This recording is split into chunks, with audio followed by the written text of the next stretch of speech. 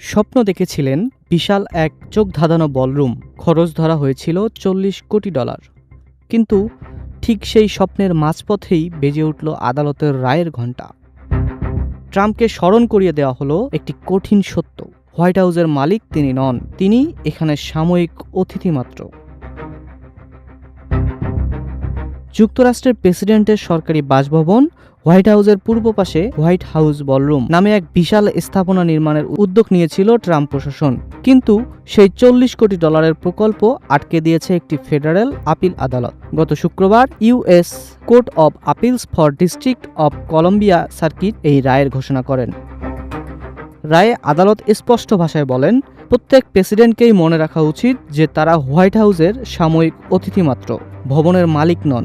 White হাউসের বিশাল কোনো ballroom নির্মাণ হবে কিনা সে সিদ্ধান্ত একমাত্র কংগ্রেসের, নির্বাহী বিভাগের স্বেচ্ছাধীন কোনো একটি বিষয় নয়।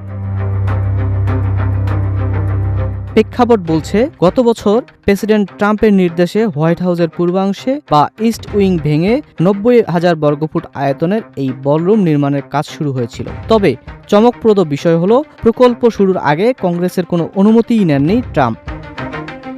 এই প্রকল্পের বৈধতা নিয়েই প্রশ্ন তুলে কলম্বিয়া জেলা সার্কিটের আপিল আদালতের পিটিশন দাখিল করে national trust for historic prevention নামের একটি সংস্থা। শুক্রবার সেই পিটিশনই রায় দিলেন আদালত, যেখানে 3 জন বিচারকের মধ্যে 2 জনই রায়ের পক্ষে ভোট দেন।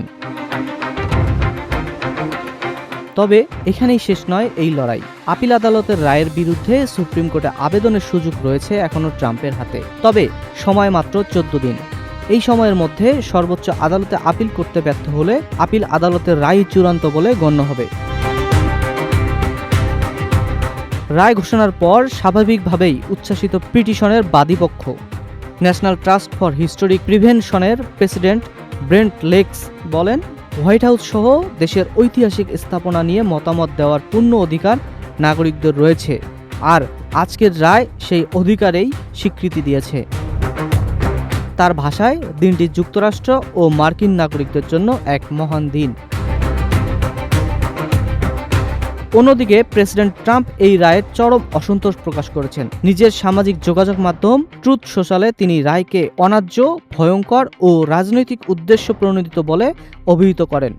তিনি দাবি করেন, প্রস্তাবিত বলরুমটি আসলে শুধু আয়োজনের জায়গা নয়, এতে থাকার কথা ছিল বোমা আশ্রয় কেন্দ্র, চিকিৎসা সুবিধা এবং ড্রোন ক্ষেপণাস্ত্র প্রতিরোধী নিরাপত্তা ব্যবস্থাও। এই রায় হোয়াইট হাউস কর্মী ও দর্শনার্থীদের হামলার ঝুঁকিতেও ফেলেছে বলে অভিযোগ করেন তিনি। ট্রাম্প জানিয়েছেন, তিনি সুপ্রিম কোর্টে আপিল করবেন এবং আশা করছেন সর্বোচ্চ আদালত এই রায় বাতিল করে দেবেন। একদিকে ঐতিহ্য রক্ষার আইনি লড়াই, অন্যদিকে ক্ষমতার সীমারেখা নিয়ে প্রশ্ন। এই মামলা এখন শুধু একটি বলরুমের গল্প নয়, বরং প্রেসিডেন্টের ক্ষমতা কতদূর বিস্তৃত হতে পারে সেই বিতর্কেরও একটি নতুন অধ্যায়।